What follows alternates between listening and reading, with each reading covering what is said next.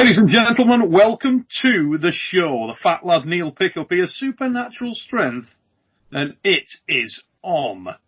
We told you they'd bring you the biggest names in the sport, and another one has just rolled into my... Usually it's me that does the rolling, as I am the fat lad. But this guy's just rolled onto my screen, and for those of you who don't know, you need to get out more. I am joined by Andrew Cobra Rhodes, carved out of the arm wrestling legend itself. Mate, how is it hanging? Hey, Neil. Thanks for having me. I'm doing well. Mate, COVID-19 lockdown, ruining everybody's life, and it looks like you're in the office there. Yeah. We're here in southern Florida, in Miami, and doing a little work. We will stop a little bit to talk with the fat lad. Anytime. There you go, mate. That's how we roll. Now, listen, this is going to be a bit more in-depth than usual. Obviously, I know you've caught a couple of episodes of the show, Andrew, to be fair. Yeah, I think you're doing a great job. It looks like you're Neil. You know what's going on. So you've got an idea of what we want to do here, mate. We want to go a little bit more in-depth than people have done before and really understand where you came from, the origins, the original Cobra. How the hell did you get involved in the sport which you went on to dominate for so many years? And I think that's probably a good place to start, mate. We've tried to get into the background of people in terms of, you know, was it something that was influenced by their parents? Was it their time at school? What was it? So what were was arm wrestling your first ever sporting discipline, or the first thing that you took seriously? No, the first thing that I took seriously was, you know, the basic stuff, football, basketball. I was afraid of the ball in baseball, so I didn't mess with that too much. Always were a smart boy. Yeah, right. Couldn't control a pitcher. But then we went to Karate Joe's, Taekwondo. I studied Taekwondo. I started like 6, 7 years old. My nieces used to beat me up. You know, their dad was a black belt in Taekwondo, my brother-in-law. So, I learned to put it in a mouthpiece real early. Mm-hmm. My dad, the origins of me is from the Rhodes clan, Abraham Rhodes, man born in Milan, Tennessee. He's 20 years past now, but he was born in Milan, Tennessee, and the grandson of slaves. He at 15 years old, he voyaged up north. There was the dry cleaning. You ever see the old mobster movies, and they talk about the Italians and the Jewish, the dry cleaning industry, how there were wars about it? Well, my dad was uneducated, except for, the School of Hard Knocks, but first grade education. At 15 years old, he was about what the Yiddish did is they went down south and they recruited poor, uneducated black, and they brought them up north to take care of. They had come up with this new Scotch guard, a new dry cleaning technique. And so the dry cleaning business was you see it in the movies. They're like, they fought about this stuff, right? Blood in the streets. And, but of course my dad wasn't, gangster. But they bring up these uneducated people, by books, uneducated. And they brought them up. They had 4 cities that my dad was on a cycle of. It was Detroit, New York, Boston, and Philadelphia.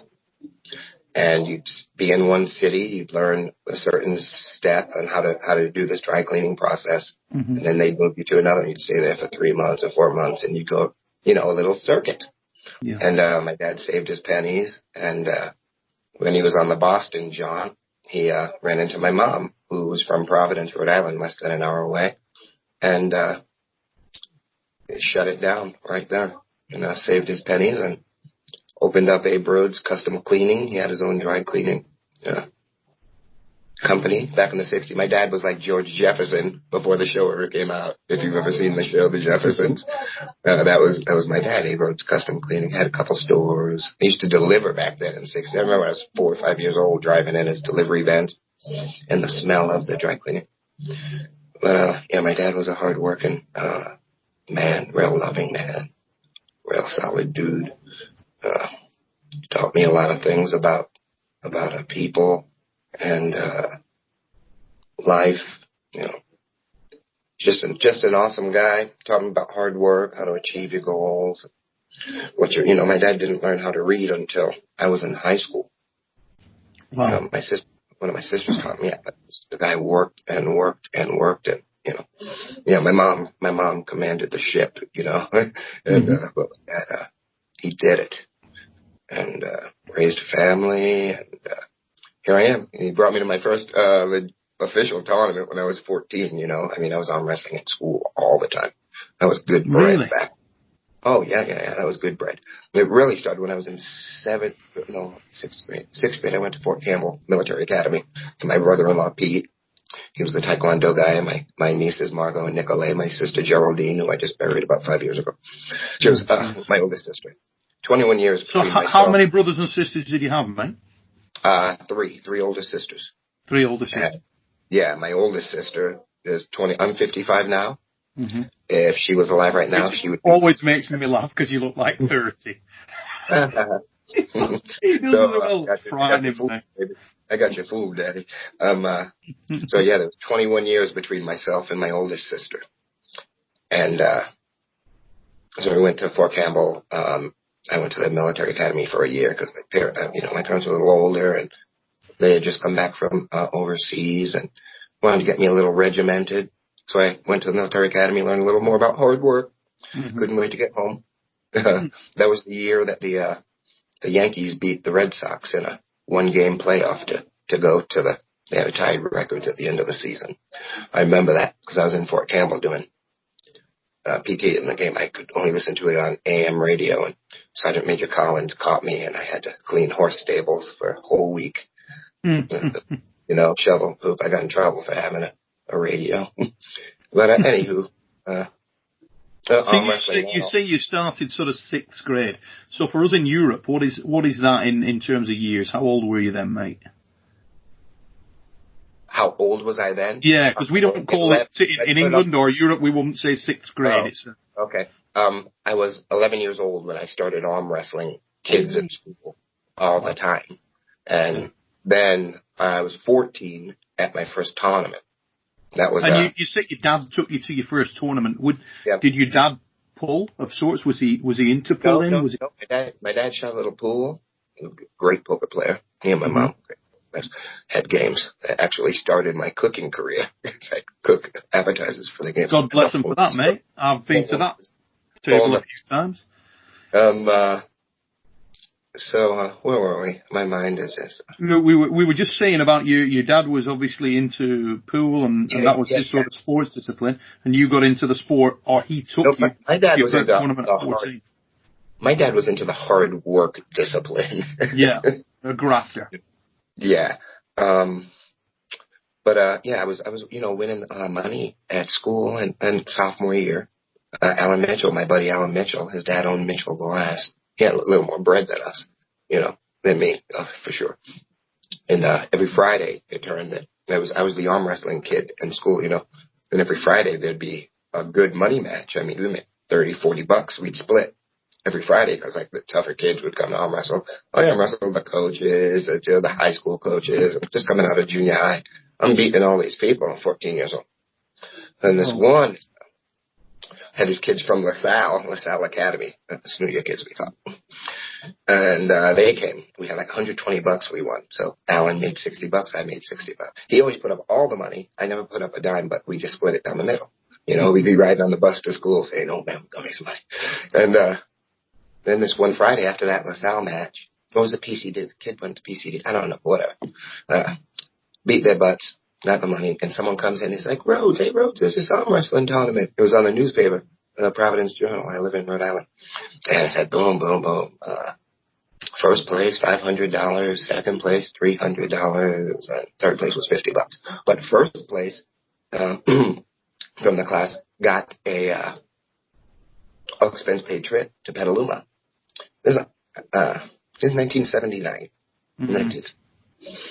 And I went to the tournament first time I saw an armwrestling table. I walked in there because we were doing it over the rub down table in the football locker room. The Friday matches moved to, but besides that, you did it in the lunchroom, you did, blah, blah, blah. And walked into that thing, and it began. It was wild. I took a third place there. Jim Fritzen, everybody was there. Norm Devia won the overalls. And you were 14 years old at this time. Yeah. Mm-hmm. Unbelievable. Yeah, so let's talk about your build at that time, mate, because when I first saw you, I think the first time I saw you was probably Israel. Mm-hmm. Sit down. I think at the sit-downs in Israel. You might recall better than me, but I think it was it 89 or something like that? 89 Greece? Was it Greece? Might have been Greece. Could have been Greece. It might have been Athens. 2 years of that as well. Yeah, because Eurosport. Tel Aviv was 91, wasn't it? It was Greece, mate. It was Athens. 89. Sit-downs in Athens. Yeah, it was. Where I took the show. I took the overalls. Right? Yep. That was the first time. And then you were, I always remember thinking, God damn, this guy's like, you were lean as hell, like, just like Tommy Hearns, you know, that just like, you're lean as hell, rigid, rippling, just daft. You know? Yeah, I was a sprinter, man. Remember, I anchored a 4x100, and we finished second in state. I was all state long jump and high jump. Fast twitch at that time, just crazy fast twitch. So, when you were 14, were you still that tall, lean kid? Yeah, I'm pretty much the same body that I was 40 years ago. What about tall, mate? Were you tall? Yeah, at that age, I was like 5'9". 14, I was 5'9". I was a long kid. I mean, I'm 6'1" now. 40 years later. Jesus Christ. So you've always retained. And what weight class did you pull in then? That show? That was the class was 0 to 185, but I weighed 160. Yeah, I weighed 160, and that was like with jeans on and stuff. And at 14 years old, you took third place. Yeah. Mm-hmm. It was a beast on. I remember I had a match with a guy named he was from Rhode Island. Jeff Goulet was his name. Jeff the Body Goulet, they call him. The guy, and he had polio. So his bottom there wasn't much. But up top, he looked like Dave Tracy. Solid. Yeah. And, I mean, I was just a kid, It was 1979. I remember I had him top roll. I didn't know what I was doing. I was natural top roll. I was always running away from power because every single person that I arm wrestled was much stronger than me. I learned how to survive, be like water. You understand? So, so you started at 14 years old, you were already top rolling, because I'll tell you this, that would have been, no doubt about it, that would have been one of the original top rollers for sure. Because if you look at sort of the origins of the top roll, people were stating that they came around like late 70s, Yeah, those guys down south were doing it, but I wasn't a name at 14 years old. I was a name in Rhode Island. In New England, they knew I was about. I mean, when I was 15, I just turned 15 when they invited me to Al Turner's house for practice. And did you have any awareness of arm wrestling? You'd never seen a table, so I'm assuming you'd never seen arm wrestling at all at that time. Well, I had seen a little flash on TV, Just the sort of ABC Wide World of Sports stuff. It was already a Thanksgiving thing, and the kids all get together. What are you going to do? Punch each other in the head? No, you arm wrestled at the kids' table. They live here. You know what I mean? That's how it went down. But actually, that first tournament, Michael Petrarca had just gotten back from Worlds in India and won. He's the man that took Gabe Accardi and I. Gabe Accardi and I met at that very first tournament. Wow. I was 14. He was 15, just about to turn 16. His parents met my dad and my sisters and everything right at that first tournament. Wow. And Gabe Accardi, what a rock. Yeah, my second child is named Gabriel. Yeah. Yeah, so, Gabe Accardi was some kid. Mate. Do you want to hook with that kid? Nope. Ooh. Yeah, for those of you who don't know about Gabe Accardi, guys, get out there, do some homework on that man, because lad could pull. Savage. Only just, yeah. Yeah, so, I just screwed up and fell in love with arm wrestling. And here I am. I'm stuck, dude. It's brutal. So what was the sort of next step, mate, after the 2014 first show? Where'd you go? if you met Gabe and so on, did he sort of like show you the ropes, get you into the? No, that was Gabe's first tournament as well. No way. That was Gabe. Yeah, he was 15. He was 15. He was 15. So yeah, his parents had to bring him. He looked older. Yeah, but he had older hair, right? A real Jimmy Johnson.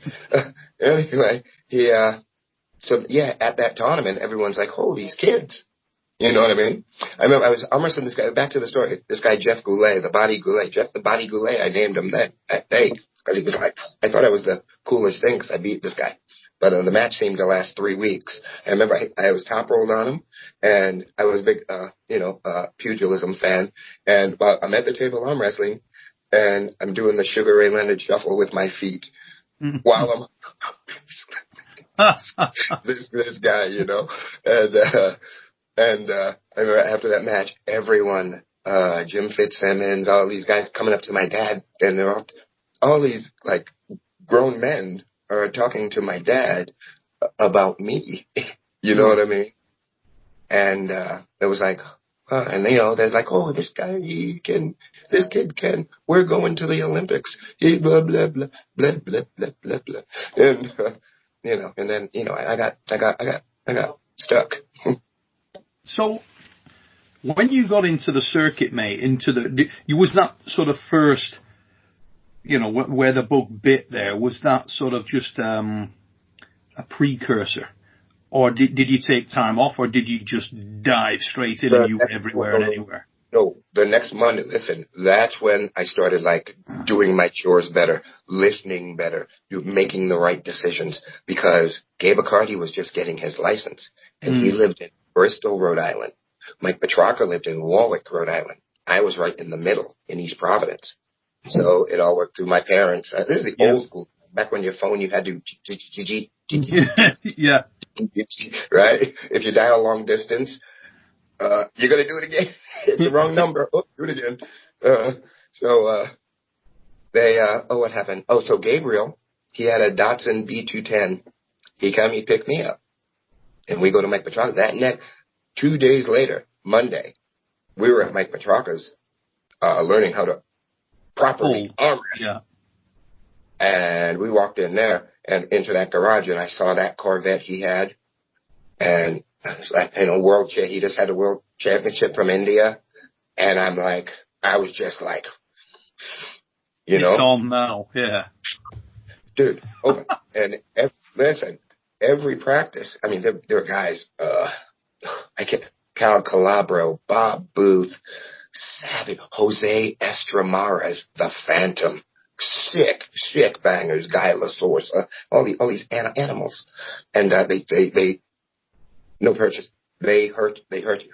You know what I mean? I'm crying in bed. It ripped up. But really, I hurt myself because I couldn't stop. I couldn't stop. And at the end of every practice, Mike Petrarca, he would take he smoked cigarettes through the whole practice. He'd take his cigarette, the man worked with his hand, and he'd put his cigarette out right in his hand like that in front of me and Gabriel and go, come on, last match of the day. He'd arm wrestle each of us for his Corvette. He never won it. So, yeah, I really wanted to get better. I wanted that Corvette. I wanted you did. Mm-hmm. Yeah. So, that started it. And, I mean, we didn't miss tournaments. We all up and down the New England shore, Ed Jubenville, you know, running all those shows, Chicopee, Mass, Old Orchard Beach, Maine, all the way up to Canada, Saint Michel, Amos, everywhere. We just, piling in the ride and gone, man. Arm wrestling. So, of the guys that were prominent back then, mate, how many of them are sticking now? How many of them are still here? Alive? Yeah, and pulling. Oh, and pulling? Mm. Norman Devio.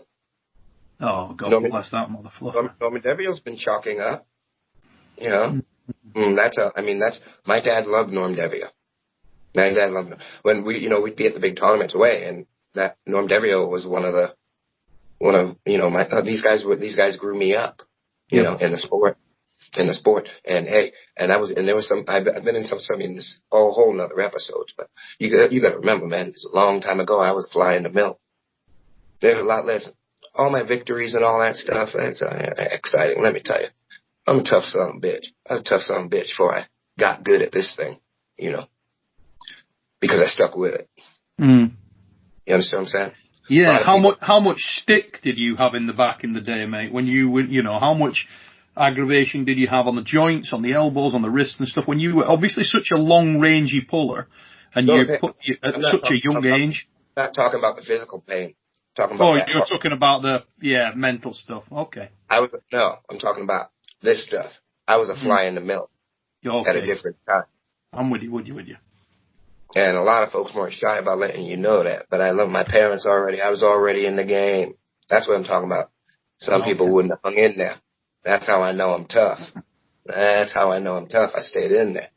Well, I know we've spoken earlier in your career at Worlds events and stuff like that at length about that, mate. And I know I saw stuff firsthand. It's okay.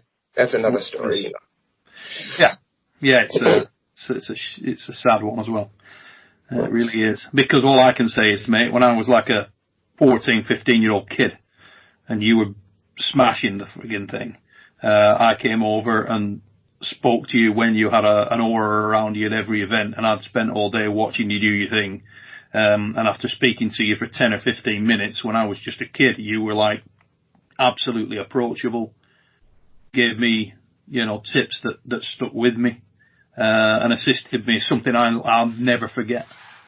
And that's, absolute matter of fact. All I can say is my experience with you back in the day, mate, was friggin' awesome. You were the man on the wall for me, mate, without a doubt. That is the fact of the matter, man on the wall. Yeah. Came back from the first tournament thinking, who the hell is that guy? Wow. What's his face? Who's that guy? And you'd be looking at the old Armbender magazines and things like that, way, way back. And you were all over them. But I started sort of charting yourself then. There was yourself, there was Brian Shea, there was Redden, there were other guys from different countries that you'd sort of clock and think, whoa, that's that guy's serious. Serge Usero from Canada was another one. Serge Usero, great. My first, I think 92 maybe, Geneva was the first time I came across Serge Usero. Oh yeah, pata food, how delicious. But it was those early experiences for me of seeing guys like yourself who were already progressed in the game and were already sort of set. That gives you that bite, and you think, yeah, that's the guy. That's who I'm modelling on. And for me, your style was instantly attractive. It was a stunning, beautiful style of arm wrestling to watch. Just neutralizing again. Locking your opponent out no matter where. That's a good thing, I think. But it's hard to grasp if people can't grasp it. Well, I guess that's kind of silly what I just said, but you know what I mean? I mean, you saw it. I don't want to talk about it. I'm not going to sit here and blow myself, but you saw it. Yeah, I did that. I really did. I've seen you do things you'd no right to do, but let's get back on track. So, when was the first time you took it international, Andrew? When was the first time that you thought, you know what, we're going overseas? And because I want to say this in the nicest possible way, you were the first, and this is without disrespecting anybody, you were the first established international superstar from the US that I ever encountered at the World Arm Wrestling Federation events. You just were. There was other guys that came over sporadically and pulled, but in terms of the US team, you were the guy with the hype, you were the guy with the aura. You were sort of in your own place, you were a lone wolf. But when was that, when did that character, and what you always had was that stupid level of confidence. That stupid level of... I wasn't arrogant, was I? No. I was confident. You were arrogant, but in a really good way. You weren't you were... I wasn't a prick. No, not at all. You were sort of that like endearing narcissism, which is great. No. You need that. If I had come up to you right then and I'd have said, I mean, to the point where look at your match with Rod Lynette, rest his soul. Rambo. And Rambo was a strong son of a bitch. He was strong. Yeah, year, right? That was the And year he was keen as mustard, and he was down, and a fabulous arm wrestler. And you were looking down at us. I remember Tony Duray, Lisa Thomas, they're shouting for him. And I'm a kid at this point, and I'm sat there thinking, and Rambo was the best I knew. That kid had muscles on it. Yeah. And you know how to use him. He's powerful. And you were stuck there, and you're looking down at Lisa Thomas. Let him use him. And you go in, referee straighten his wrist, and you'll go, let him go, ref. Let him go. It's okay, let him go. He's kind of carved in. You literally, referee, let him go. Leeson's shouting. You're looking down at us like this, and you friggin' winked at me. And I remember thinking, oh yes. I sort of wanted Rob to win, but because he was from our team, but also I was like, oh, I don't really want him to lose. Because it was just cool that you winked at me in the middle of all that stuff. It was just like... It was great. Most of the times at the table, my pulse is like Hannibal Lecter, man. I'm slow motion, you know. After the man says go, sometimes things change. But I want to be cognizant of what's going on. I'm not much on that hype train, and I've never been worried about psyching my opponent out. I'm taking myself to that level, you know, and that's all within stuff. But you were a believer. There were no that, and it wasn't just when you knew you had the thing won. What I mean by that sort of endearing narcissism that I think a lot of guys who are at the top of the game have is if I'd have walked up to you that day and said, oh yeah, this guy can beat you, you wouldn't have taken that. You wouldn't have accepted that. There would have been no place in your head that said that was a reality. And in fact, that I could see, unless it was just me that I was young and not really taking in some of the messages. The others felt it? Yeah, and you didn't believe that anybody else at any weight could do nothing with you. That's how I walked into the building. Now, I didn't walk in shouting it, but that's of course the level. We're talking about the level, you know. And I'm not demeaning. Listen, some of the toughest shows I've been at state tournaments. You know what I mean? Yeah. So when I say the level, I mean the level. When did that arrive? When did that come? When did that persona, that belief, that iron that's within, when did that come? When were you first aware of it? Probably when I was at Mr. Lynch's backyard. Mr. Lynch he was an ex-Marine. He lived across the street from us on 21 Nimitz Road in Rumford. And he set up boxing in his backyard. And I was like 10. I was into the kicking of it, but straight boxing, never. And I remember Richard Ganges, one of our neighbors. They were from New Jersey. They moved in like the year before. He's a little bigger than me. And he split my lip and my nose in boxing. And that changed me that day when I was about 10 years old.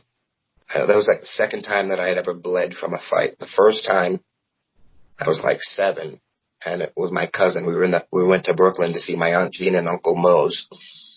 My mom used to take the Greyhound bus because my dad would drop us off. He was running the business all the time.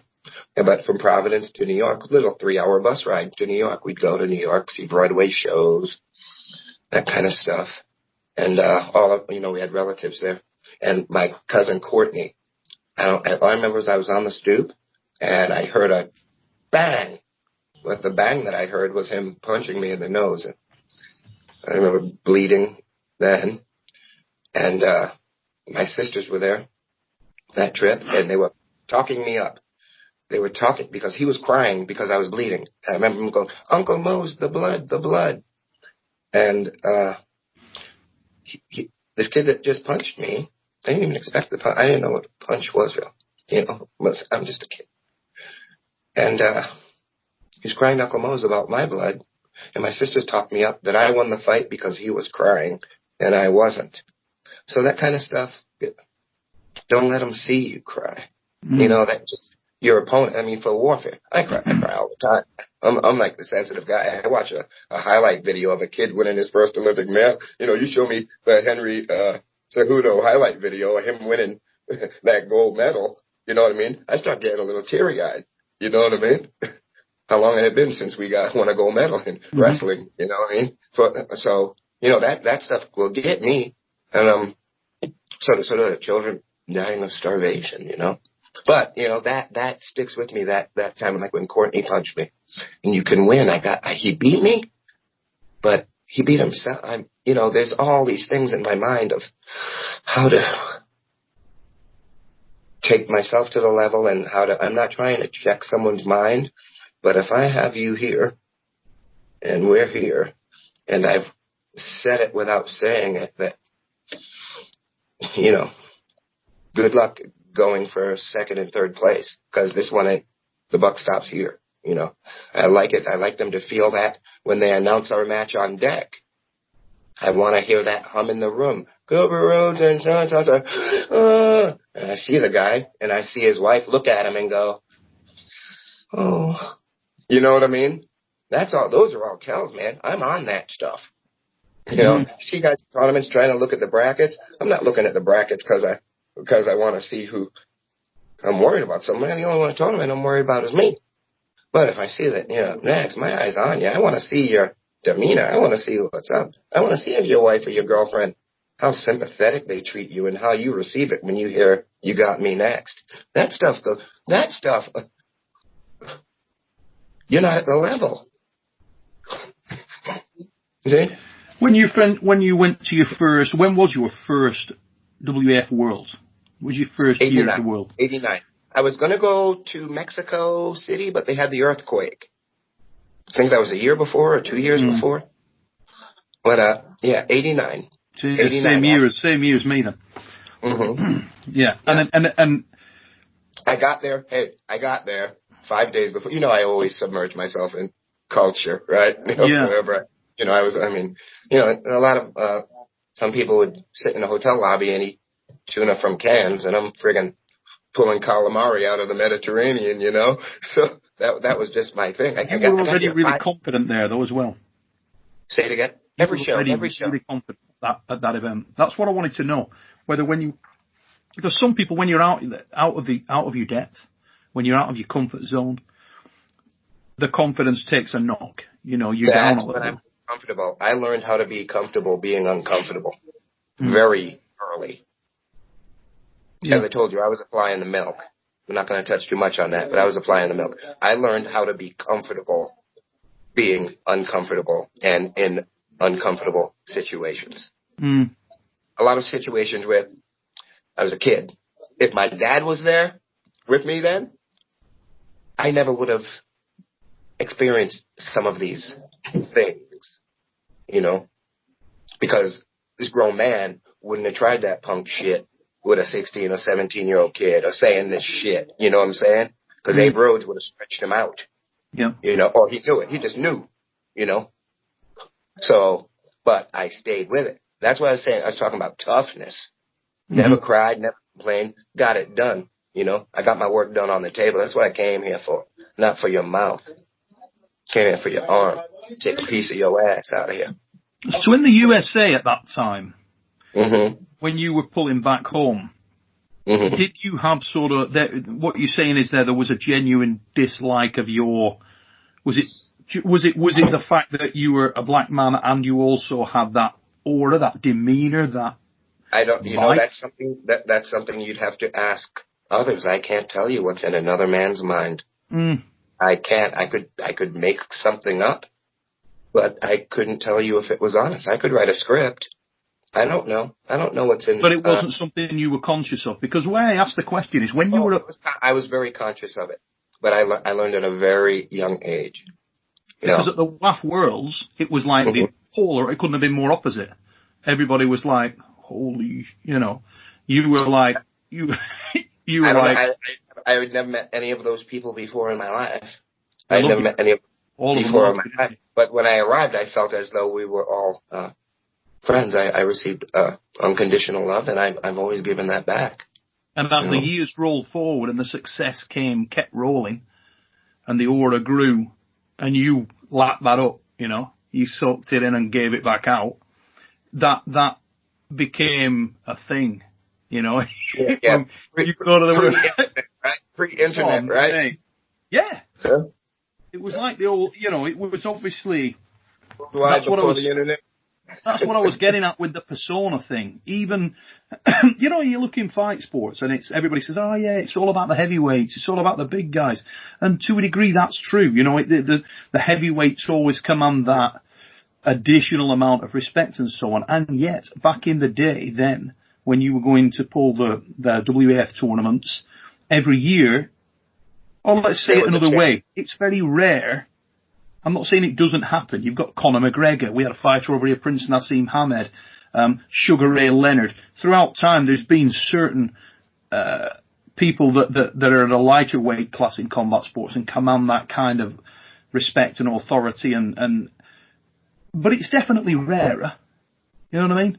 And if you think about it down the weight classes, then at the World Arm Wrestling Federation events, there wasn't anybody else in those sort of middleweights, lightweights that had that standout persona. Yeah, one, wasn't there, really? I'll believe you. I'll take that as a compliment or something. Do you think there was? Honestly. I think the next one I remember was Andreas. Andreas Rundström. Yeah, Andreas got that. He created that over time, and it was later. I'd say like mid-90s. After his first win in Sweden in 94, he sort of got that little bit of a train running and he'd go places like, oh yeah, the Swede. They'd know him. Hey, I got a question for you. Could that have been after some guy that you're talking to spent 4 months in Sweden? Could be. Remember, with Lele Axion? Remember the Club Cobra, the bus? We hit Europe. That's a whole nother show, right? Yes, it is, mate. But that kind of thing is important because it's almost like that international torchbearer. Because I want to say that for people who've said that, yeah, it is, and it's inspirational. Because for myself, if you say, okay, well, a lot of people say that I was one of the guys that really got arm wrestling on the map in the UK and started really kicking that in and making an international wave for the UK. Well, if that's the case, then if you chart that back, that definitely came from that spark, didn't it? Oh, Neil, come on. Thank you. Well, it did. You were one of yeah, it definitely did, mate. It's a fact. You're very kind. Thank you. It's very humble. So if it's quite fascinating to me to understand sort of those origins and where it came from you.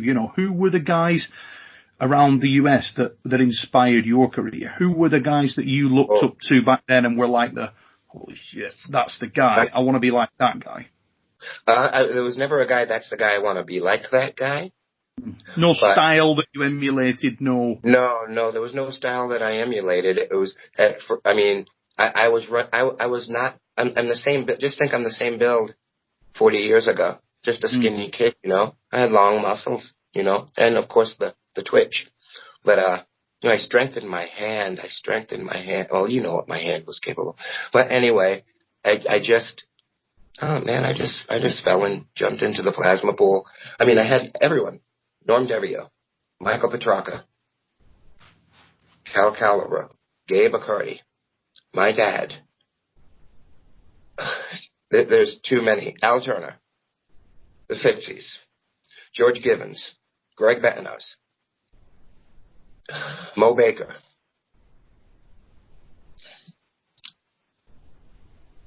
So I'm horrible. I can't remember them all. Ed Jubenville, Bob O'Leary.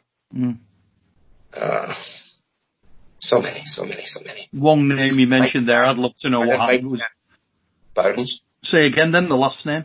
Mike Shaddock. Iron Mike Shaddock. Yeah. Yes, another mentor. Greg Bednards. Yes. What a lovely man that was. Outstanding, and what a specimen. Yeah, oh my God. Yeah. He was when I got my first victory against him, I felt like I went another level. I felt like I went and that was like a $500 show too. Yeah. It was in Chicopee, Mass. Bobby Burns Pub, Chicopee, Mass. Yeah. No, it was a Crazy Horse Saloon, Cape Cod. I think it was 1983, maybe. I had no idea that you were, linked up with Greg. my very, very similar, what you just said there, your first win against Greg Bednards, you thought, yeah, I've arrived. Same in 1996 Virginia Beach. I took second place to the Crushing Russian. Bednards was third. I put Bednards out to get through to the final there. And what a lovely guy. I spent a lot of my time that week with Fritz Corey and Greg. And Greg was just an absolute gentleman. He was ace. Yeah. Really support, because I was still young, relatively, you know. What a specimen, this guy, huh? Oh my God, man. He's standing there, right there. Did he win the over the top? Yes, he did. Yeah. Yeah, he and Guyless also won. Bednards won, and Guyless. Bednards won the lightweight truckers division. Yeah. And Guy at the time looked so different. I mean, he was just thick, real thick. Yeah. Oh, taking my mind back, mate. It really is. Unbelievable stuff. Yeah, very, very interesting times. And so there was nobody, from what you're saying, there was nobody who was a stylistic inspiration on. What I'm driving at, as you probably guessed, is the Cobra. Cobra, the name, came from the style, came from all, you know. Yeah. Gabe McCarty gave me that name when I was 17 years old. Because I was running like, you see, because I'm arm wrestling 220-pound guys, you know. Of course they were. And the tournaments then, too, they start you in a hook a lot after the first slip. First time, on the first time, you can come out of the hook. Second time, if there was a slip, you had to stay in the hook or you get fouled.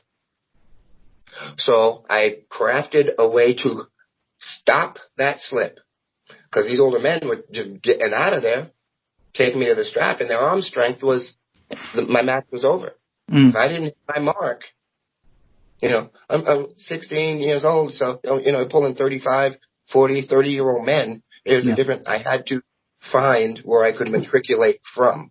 Sometimes there were flashes, not often. A lot of my matches were wars, and I worked, and I found, and in my Jeopardy mind, every little line, I've got it locked. When I feel on the table, I've got it locked. I might not be strong enough to pull it off, but I know what need be done to survive the match. I understand I see a lot of the guys I'm wrestling today. I'm not hating, but the technique, it just looks, you can't, these guys don't realize, you can't pin a guy until you can pin a guy. You understand? I think that's something that, I mean, if you didn't see, I mean, if you did watch a couple of my matches, these big muscle heads trying to get away or whatever, or just hitting with the side pressure, man, I'm in no hurry. I train so hard. I arm wrestle so much. I'm in no hurry. I can do this all day, baby. You know, I'm holding you here. And you're not getting away. I don't care if we're over here on your side, because this here is not going to let you get away. You see, you know what I'm talking. I can't. No, yeah, mate. One of the most, for anybody out there that wants to get a feel for what Andrew's talking about here, try and find his match against Nir Harel of Israel, who was the 90-kilogram champion of the world, Geneva, 1992. I'm stood like 5 feet from the table when that thing went down, and that is one of the most, certainly at that time, technically eye-opening matches, and why you'd need to understand how strong Nir Harel was. Called him the Stonewall. Mate, that mother fluffer was strong as the gods. He was, I mean, I don't remember the match. What happened? Is there a match on film? I don't know. You know, I'm sure it's out there. Probably somebody like Charlie Manel will have it, or Engin may have it. Engin pulls things out of his arse like sometimes, where he's got some obscure footage from God knows when, or anybody else who's got that. But if you can find the match with Andrew versus Nir Harel in the Champion of the Champions event in Geneva 1992, baby girl, remember? That day. Stupid match, long, and you regain its incremental wins through the match. Exactly what you just described in there. Bite size, wore him down. And good breathing technique? Was my breathing technique good? Put it this way, you'd been in a match that day with the Georgian. No, that was the day before I pulled Zalwar for 500. Remember? The day before. Remember the day in your weight class, you had the long match where you were just patient with the Georgian, kept trying to finish it. I was trying to wear him out for the American. Yes, I'm aware of that, but you were there for a long time, and that kid was strong. He still had his way. Now, later that afternoon, you pulled in the Champion of Champions, or evening, you pulled the Champion of Champions with Harley. And you broke him down, and he tested you. He was very, very, very, very strong. Oh, good. At the time, not a million miles away from Sharon Remes, who everybody knows how strong Sharon was. Yeah, he hurt my feelings. Yeah, man was final. Stupid. But that he was dude. Remember his wrist? His wrist was. It was the same from his wrist to his elbow. Remember? Yeah. Of all time, Sharon's wrist is. You know, if you at his peak, that man's wrist was second to none. It was ridiculous, you know. Even in Paris Percy, remember he took the pin off Gary? Yeah. That day. You know what? I've never seen. Whenever I see a match of me online, someone sends me a match and it's some guy beating me 40 years ago, or it's one of these new kids jacked up on the gorilla piss beating me now. You know what I mean? But I don't. Yeah, a lot of the best of you. It ain't on film. But yeah, it's nice to there and watch it tableside, you know. But if somebody's got that match near Harel, Geneva, Champion of the Champions, it's a good lesson match. Yeah. It's a stunner, mate. Yes, it is. It's one you show your kids. This is how you break something down incrementally. Great. I want a match. Yes. The odd one. Ladies and gentlemen, that brings us to 45 minutes into this first episode. And it is the first episode with my brother from another mother, Andrew Cobra Rhodes. This guy is Iron Dick, and he will be on here again. We've got a number of shows. Andy's career is the Wizard's Tits. It started way back. It's come up to recent times. And throughout that period of time, there are so many pockets of excellence. It's ridiculous. We want to try and capture as many of those as we can and get the thoughts of this guy. If you like what we do here on Supernatural Strength, ladies and gentlemen, then like, subscribe, share, tell everybody about it. And where is it? Right down there. There it is. Get the button.